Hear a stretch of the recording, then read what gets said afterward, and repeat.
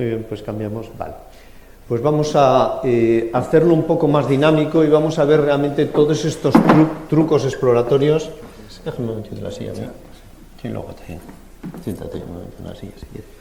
Vamos a ver todos estos trucos exploratorios que nos van a facilitar realmente luego lo que es la propia exploración. Y lo vamos a hacer ya desde el punto de vista un poco práctico. Es decir, vamos a ir viendo por qué la exploración tiene que ser de una manera determinada y tenemos que huir de estas exploraciones que vienen arrastrándose hace mucho tiempo y que realmente son francamente problemáticas. En primer lugar, pequeños trucos que nos van a servir. El primero de ellos es la utilización de... Perdón, esto no es correcto.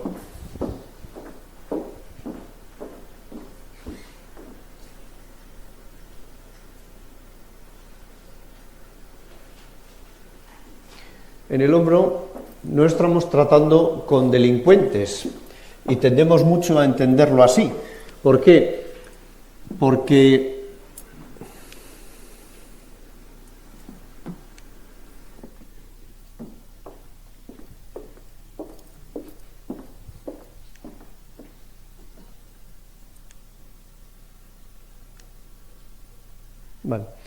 tendemos a fijar al paciente en posiciones absolutamente estáticas. Ese es el primer gran problema del hombro.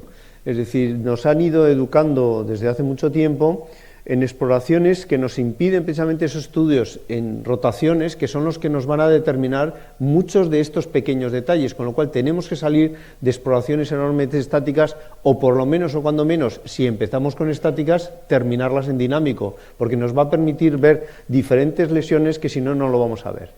La primera de ellas es la clásica posición de crash. Insisto, se puede iniciar con una posición de estas características, pero siempre tendremos que acabar modificándolo y lo vamos a ver luego en las prácticas. ¿Por qué? Si nosotros de esta posición, ¿qué problema tenemos en esta posición? Realmente que ya, si llevamos el hombro a una rotación interna y bloqueamos el hombro en rotación interna, nuestra huella, que ya nos ha enseñado antes Marc, que nos planteaba ciertos problemas desde el punto de vista de la visualización de las diferentes estructuras, la vamos a ver únicamente desde una posición.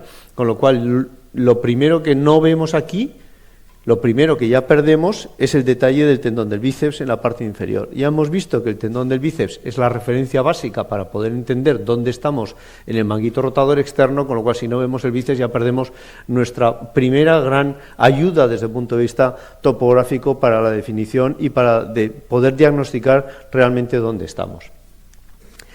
Desde aquí se fue y se hicieron movimientos desde el punto de vista de maniobras para conseguir que este bloqueo en máxima rotación interna, que por otro lado es bastante doloroso, se trasladara a una posición más anterior.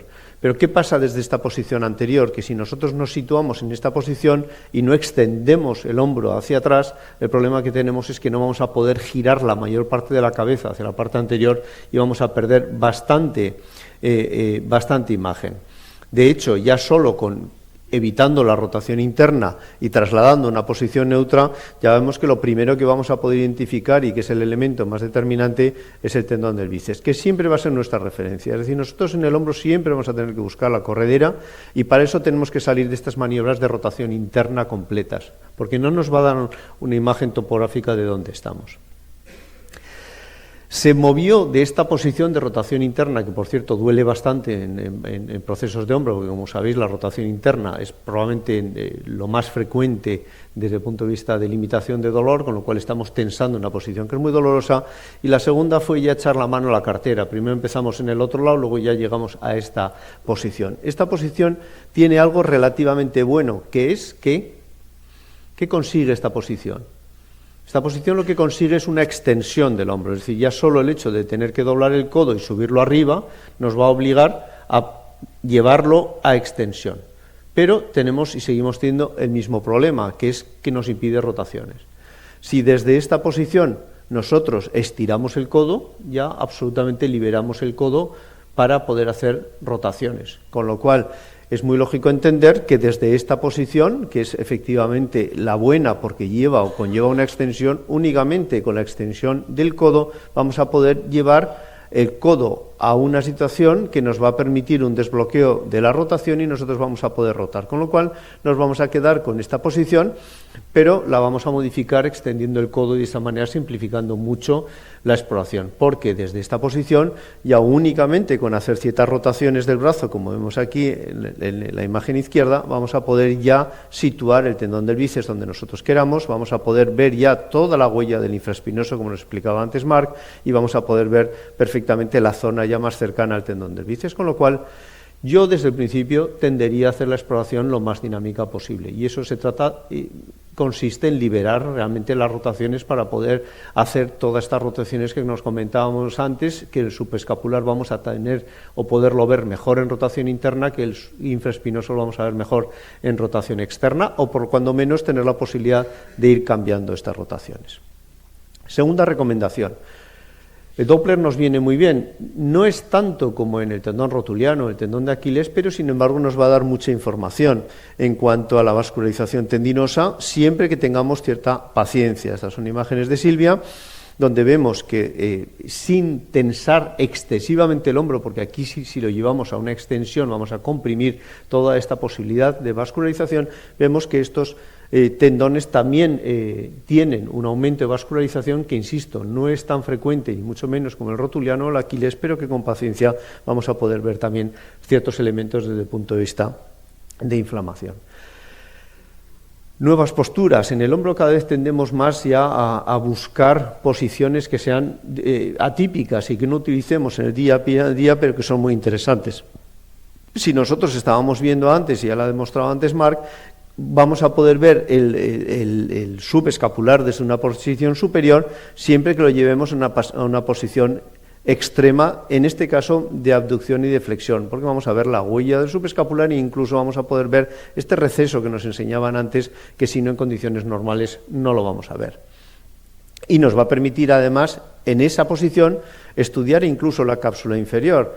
Cuando hablamos de capsulitis, que estamos hablando de una hipertrofia capsular, nos limitamos a hablar siempre del intervalo rotador, no por el hecho de que sea el único sitio donde efectivamente la cápsula pueda estar engrosada, sino porque es que no lo podemos explorar en una posición absolutamente neutra y en extensión, con lo cual si vamos ya a un estudio capsular nos encontraremos con que esta cápsula y estas tres capas que antes nos enseñaban en el subescapular, efectivamente en la zona ya más inferior, más axilar, podemos ver incluso clarísimos engrosamientos capsulares. Es difícil, lógicamente, porque estamos hablando de una capsulitis que suele ser relativamente retráctil, vamos a tener problemas desde el punto de vista de evidencia. Pero insisto que tenemos que seguir estudiando nuevas posturas para poder ver estas diferencias capsulares en la zona capsular inferior, que es donde realmente vamos a tener, lógicamente, la hipertrofia capsular más importante.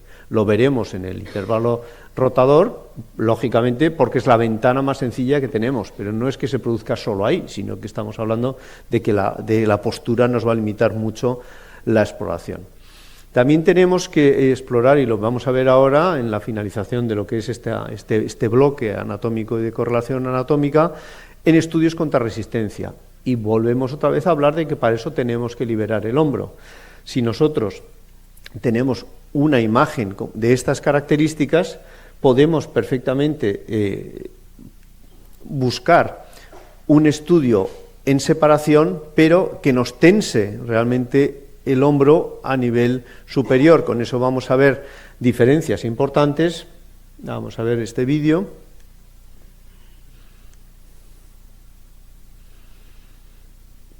El estudio es sencillo, lo único que tenemos que darle es cierta tensión y este estudio contra resistencia nos va a permitir ver pequeñas lesiones como son estas, es decir, aquí en el eje largo, estas pequeñas roturas que no son muy claramente visibles, si nosotros le damos tensión al hombro, vamos a poder ver, y luego lo veremos, cómo se nos separa incluso en la acción del propio tendón y el propio músculo y vemos la lesión de una manera muchísimo más clara. Vemos cómo aplicando tensión el tendón se retrae, relajamos, tensionamos y de esta manera podemos hacer exploraciones dinámicas bajo tensión que nos van a hacer un aporte de valor importante en algunas de las lesiones. Aquí otra, por ejemplo, un pequeño arrancamiento de la porción inferior, ya veis como dándole tensión, como la parte más inferior del músculo, concretamente del tendón, en su unión ya prácticamente músculo tendinocapsular, se separa únicamente con estas maniobras tensionales. Por eso digo que tenemos que movernos de un estudio en el hombro absolutamente estático a todas estas maniobras dinámicas que nos van a dar información. Otro de los elementos que es muy importante y que nos viene muy bien, no ya para el hombro, sino para cualquier tipo de exploración, es no entender el transductor como un elemento de presión máxima. Tenemos que jugar mucho con diferencias de presión porque, y especialmente en la bursa, y más cuando tenemos una extensión que estamos comprimiendo toda la estructura de la parte deltoidea sobre la cabeza humeral, nos va a dar más información. Vemos esta imagen que es la misma con y sin presión en el eje corto y nos va a permitir con eso saber realmente dónde tenemos o si tenemos un derrame bursal, y además de ver si tenemos un derrame bursal nos va a ayudar muchísimo para ver toda la morfología de la porción superior más craneal del manguito rotador, porque lo vamos a poder investigar aprovechándonos del líquido y especialmente de las maniobras dinámicas. Esta rotura, por ejemplo, se ve totalmente diferente si nosotros comprimimos o no comprimimos. Estamos hablando, como veis, de una lesión claramente articular. Ya veis, bajo compresión, cómo se comprime toda estructura, una estructura de grosor de prácticamente la mitad del grosor. Si nosotros aplastamos, estamos aplastando absolutamente todas las estructuras y vamos a perder el detalle que, sin embargo, evitando presión, vamos a poder perfectamente visualizarla. Además de la hipertrofia bursal, ya veis como de todas estas capas tenemos una capa únicamente intermedia de 2 milímetros máximo, que está determinando una rotura articular parcial, con el hecho de apretar demasiado. Y luego también, este es un elemento que nos está viniendo muy bien, es decir, el hombro ya solo desde el punto de vista terapéutico utilizamos muchísimas infiltraciones.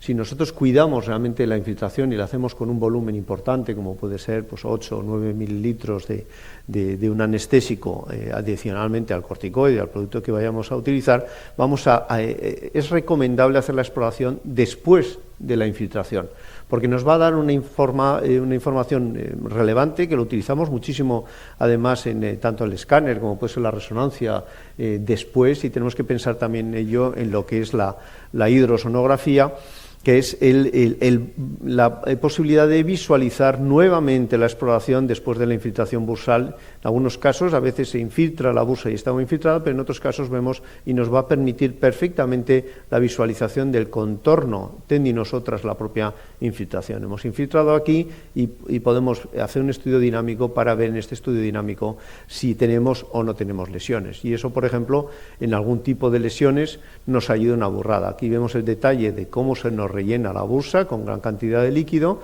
sale y la bursa se refleja ya casi a 3 centímetros distales de la porción más superolateral del húmero, y como vemos, cómo nos marca perfectamente toda la morfología de la porción bursal tendinosa y nos separa perfectamente de la hoja ya más visceral de la propia bursa. Eso nos sirve muy bien para identificar ciertas roturas,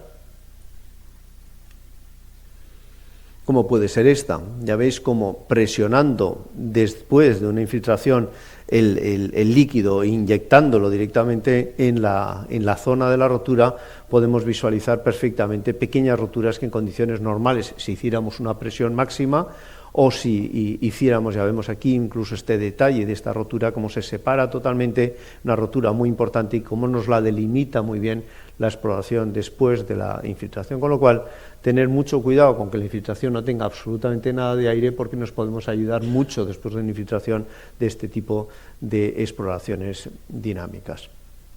Más imágenes. Tenemos una imagen tras una infiltración. Aquí prácticamente no se vería ningún tipo de rotura en condiciones normales si nosotros comprimimos desde la porción bursal, y mientras rellenamos estamos viendo cómo se nos rellena también con cierta comunicación la rotura en la parte inferior, con lo cual aprovecharos mucho de las infiltraciones y posteriormente a la infiltración hacer estudios dinámicos. Más detalles, y lo vamos a ver luego en la exploración. La exploración tiene siempre obligatoriamente que ser dinámica, eso nos va a permitir una exploración que es francamente cómoda. Nosotros lo que hacemos para la exploración dinámica es únicamente llevarlo en extensión, hacer rotaciones y desde aquí subir el brazo y llevarlo a diferentes posiciones. Cada vez lo movemos más en la exploración. Vemos características que no veríamos en condiciones normales y sí vemos muy bien en la exploración dinámica. Ya veis esta compresión, cómo se comprime, cómo esta pequeña rotura en la inserción se pone de manifiesto. Luego veremos cómo hacer este tipo de exploraciones, porque realmente nos van a permitir que los muñones tendinosos, igual que lo haríamos en un Aquiles o en cualquier otra rotura tendinosa, se manifiesten de una manera mucho más gráfica. Es decir, siempre exploración dinámica. Especialmente lesiones de estas características, estas lesiones miotendinosas, donde se mantiene toda la inserción, son roturas muy complejas desde el punto de vista diagnóstico, porque la inserción, que es la que siempre esperamos que esté rota, se mantiene prácticamente íntegra y únicamente distendiendo y separando los muñones, vemos cómo se ha producido una rotura miotendinosa en la parte anterior. Muy bien.